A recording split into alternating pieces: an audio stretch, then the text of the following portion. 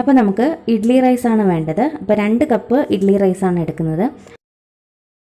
ഇഡ്ഡലി റൈസിൽ ഉണ്ടാക്കുമ്പോൾ നല്ലൊരു ടെക്സ്ചർ കിട്ടും. അതല്ലെങ്കിൽ നമുക്ക് പുഴുങ്ങലരിയിലും ഉണ്ടാക്കിയെടുക്കാം.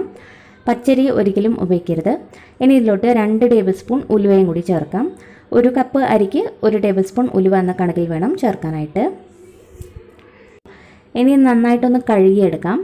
ആവശ്യത്തിന് വെള്ളം കൂടി ഒഴിച്ച് ഇത് കുതിരാൻ വയ്ക്കാം. അപ്പോൾ നമ്മളിതിലേക്ക് 2 ടീസ്പൂൺ ഉലുവയാണ് ചേർത്തിരിക്കുന്നത്. പക്ഷേ ഇതൊട്ടും തന്നെ കഴിക്കൊന്നുമില്ല കേട്ടോ. ദോശ നമ്മൾ ഉണ്ടാക്കി കഴിഞ്ഞാലും നമ്മൾ സാധാരണ കഴിക്കുന്ന ദോശയുടെ ആ ഒരു ടേസ്റ്റ് തന്നെയാണ്. കയ്പൊന്നും തോന്നില്ല. മാത്രമല്ല ആരോഗ്യത്തിനും വളരെ നല്ലതാണ്. അപ്പോൾ നമ്മളിത് കുതിർത്തിട്ടുണ്ട്. ഒരു 5 മണിക്കൂർ നേരത്തേക്ക് കുതിരാൻ വയ്ക്കാം. അതിനുശേഷം ഇതൊരു മിക്സിയുടെ ജാറിലേക്ക് മാറ്റാം. ഇതിലേക്ക് ആവശ്യത്തിന് വെള്ളം കൂടി ഒഴിച്ച് നല്ല ഫൈൻ പേസ്റ്റായിട്ട് അരച്ചെടുക്കണം. ഇതിലേക്ക് വേറെ ചോറോ കാര്യങ്ങളൊന്നും ചേർക്കുന്നില്ല കേട്ടോ.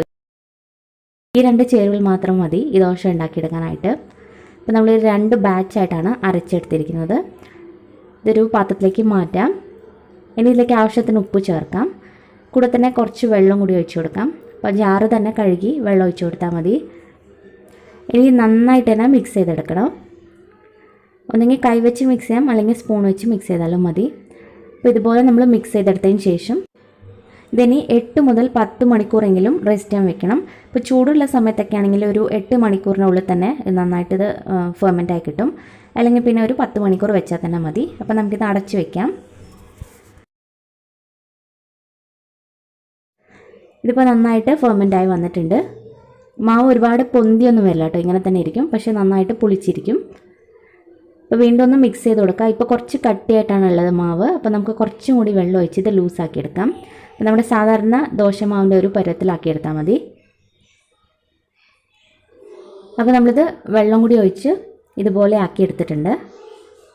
ഈ ഒരു പരുവത്തിലാക്കിയെടുത്താൽ മതി. ഇനി നമുക്ക് ദോശ ഉണ്ടാക്കിയെടുക്കാം.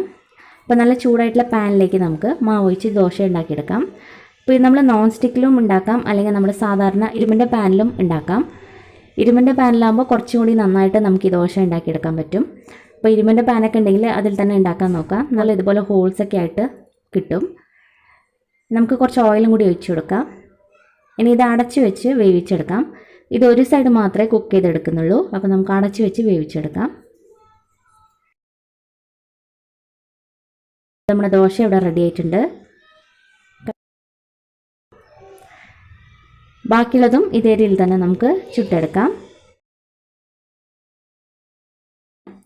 ഇനി നമുക്ക് ചട്നി ഉണ്ടാക്കിയെടുക്കാം. വളരെ സിമ്പിളായിട്ടുള്ളൊരു ചട്നിയാണ്. അതിന് വേണ്ടിയിട്ട് ഒരു മിക്സിയുടെ ജാറിലേക്ക് 6 അല്ലി വെളുത്തുള്ളി എടുത്തിട്ടുണ്ട്. വെളുത്തുള്ളി ചെറുതായി കൊണ്ടാണ് 6 എണ്ണം എടുത്തത്. വലുതാണെങ്കിൽ ഒരു 3 എണ്ണം എടുത്താൽ മതി. പിന്നെ ഒരു വലിയ സവാള സ്ലൈസ് ചെയ്തതാണ്, അതും കൂടി ചേർക്കാം. ഇതിന് കൂടെ ഒരു ചെറിയ കഷ്ണം പുളി ചേർക്കാം. കൂടെ തന്നെ എരിവിനനുസരിച്ച് മുളക് പൊടി ചേർക്കാം. ഞാനിവിടെ ഒരു 1.5 ടീസ്പൂൺ മുളക് പൊടി ചേർക്കുന്നുണ്ട്. മുളക് പൊടി നിങ്ങളുടെ എരിവിനനുസരിച്ച് നോക്കി ചേർത്താൽ മതിയാവും. ആവശ്യത്തിന് ഉപ്പും കൂടി ചേർക്കാം. ഇനി നമുക്ക് നന്നായിട്ടൊന്ന് അരച്ചെടുക്കാം.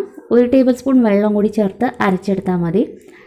വെള്ളം കൂടുതൽ ചേർക്കേണ്ട ആവശ്യമില്ല. 1 ടേബിൾ സ്പൂൺ തന്നെ മതിയാവും. അപ്പോൾ നമ്മളിത് അരച്ചെടുത്തു. ഇനി ഇത് താളിച്ചെടുക്കാം. അപ്പോൾ അതിനായിട്ടൊരു ചീനച്ചട്ടിയിലേക്ക് 1 ടേബിൾ സ്പൂൺ വെളിച്ചെണ്ണ ഒഴിച്ചിട്ടുണ്ട്. ഇതിലേക്ക് ആവശ്യത്തിന് കടുകും കരിവേപ്പിലയും ചേർക്കാം. നമ്മൾ അരച്ച് വെച്ചിരിക്കുന്ന ചട്നിയും കൂടി ഇതിലേക്ക് ഒഴിച്ചു കൊടുക്കുക.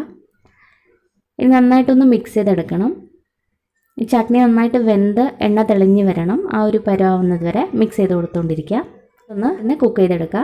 ഇപ്പോൾ കണ്ടില്ലേ, സൈഡിൽ നിന്നൊക്കെ നന്നായിട്ട് എണ്ണ തെളിഞ്ഞ് വന്നിട്ടുണ്ട്. അപ്പോൾ നമ്മുടെ ചട്നിയും റെഡി ആയിട്ടുണ്ട്. സിമ്പിളായിട്ടുള്ളൊരു ചട്നിയാണ്. അപ്പോൾ ഈ ഒരു ദോശയ്ക്ക് നല്ലൊരു കോമ്പിനേഷനാണ് ഉള്ളി. ഇപ്പോൾ ഇത് കഴിക്കാനും നല്ല ടേസ്റ്റ് ആട്ടോ. നല്ല പഞ്ഞി പോലെ ഇരിക്കും കഴിക്കാനായിട്ട്. മാത്രമല്ല ഉലുവയുടെ ഒരു ടേസ്റ്റ് ഉണ്ടാവും, പക്ഷേ ആ കയ്പൊന്നും നമുക്ക് ഒട്ടും തന്നെ ഫീൽ ചെയ്യില്ല. അപ്പോൾ ഉറപ്പായിട്ടും ഈ ഒരു റെസിപ്പി എന്തായാലും ഒന്ന് ട്രൈ ചെയ്ത് നോക്കുക. ആരോഗ്യത്തിനും വളരെ നല്ലതാണ് ഈ ഒരു ദോശ. അപ്പോൾ ട്രൈ ചെയ്തിട്ട് നിങ്ങളുടെ അഭിപ്രായങ്ങളൊക്കെ അറിയിക്കണം. അതുപോലെ വീഡിയോ ഇഷ്ടപ്പെട്ടാൽ ലൈക്ക് ചെയ്യാനും സബ്സ്ക്രൈബ് ചെയ്യാനും മറക്കരുത്.